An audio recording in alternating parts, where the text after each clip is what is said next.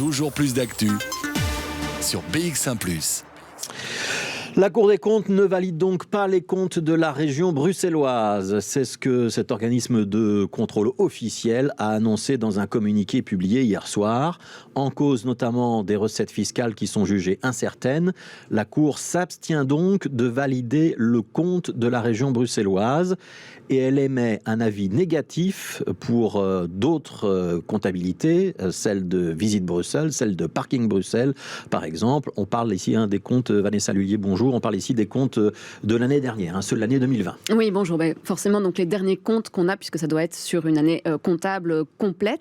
Et donc, ce rapport de la Cour des comptes, c'est un peu comme recevoir une pluie d'échecs à l'école. Elle a passé au crible donc 2020 pour la région, mais aussi, comme vous l'avez dit, les différents organismes d'intérêt public et de la COCOM également. Alors, au niveau de la région, la Cour des comptes pointe tout d'abord une dette qui a augmenté de 90% en 4 ans et qui atteint aujourd'hui 179% du montant du budget. Elle dresse aussi une liste d'erreurs et en conclusion, elle s'abstient de donner un avis car elle dit ne pas avoir assez d'éléments pour cela. Elle a une incertitude sur les recettes et les créances fiscales enregistrées dans les comptes. Elle a aussi repéré une erreur d'écriture. Ainsi, pour les prestations, était inscrit la somme de 777 000 euros au lieu de 777 millions. Alors cela signifie que le montant que la région peut encore emprunter a été surestimé. Et en plus, la Cour des comptes a remis un avis défavorable pour les comptes de Visite Bruxelles, qui s'occupe donc du tourisme, et de Parkings Bruxelles, qui s'occupe du parking. Alors, pour Visite Bruxelles, il s'agirait plutôt de montants qui n'ont pas été engagés. Mais bon, c'était en pleine année Covid. Et par contre, pour Parking Bruxelles, c'est la 3e fois que la Cour des comptes remet un avis négatif et les remarques sont toujours pas prises en compte par l'OIP. Alors pour le député libéral David Lester, ce manque de réaction n'est plus tolérable.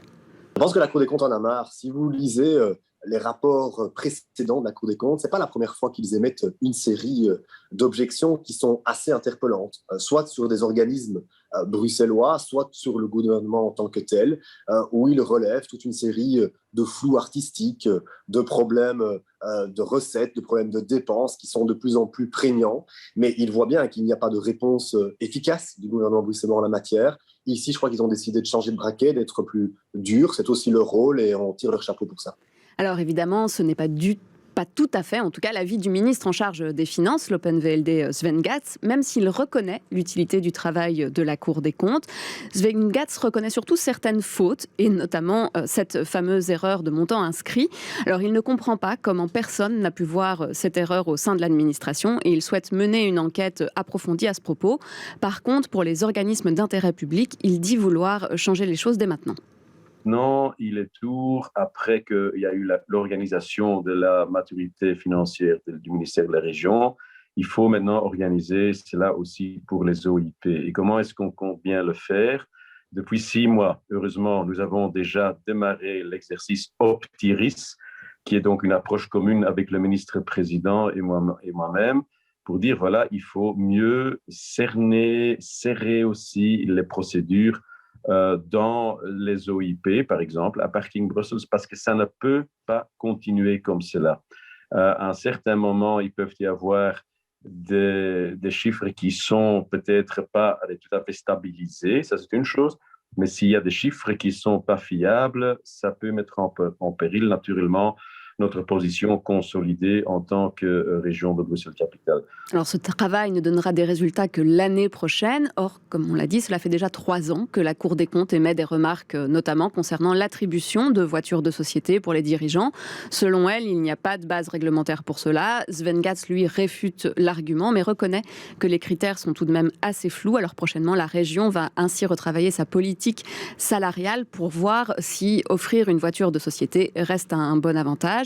Et enfin, il y a un autre point important que soulève la Cour des comptes.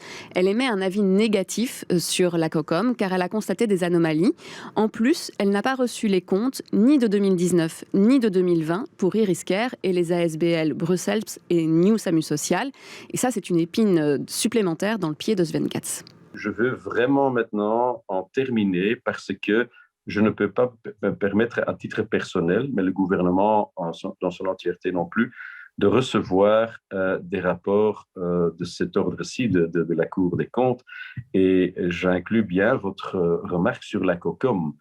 Si nous maîtrisons pour le moment les éléments, les flux financiers pour la région, et donc moins pour les organismes d'intérêt public, il y a aussi quand même un problème à la COCOM où là, avec la plus grande responsabilité que la COCOM a reçue après la 6e réforme de l'État, lui donne pas encore assez de leviers, de procédures, de maturité financière pour gérer cette masse. Et là, il faut absolument le faire.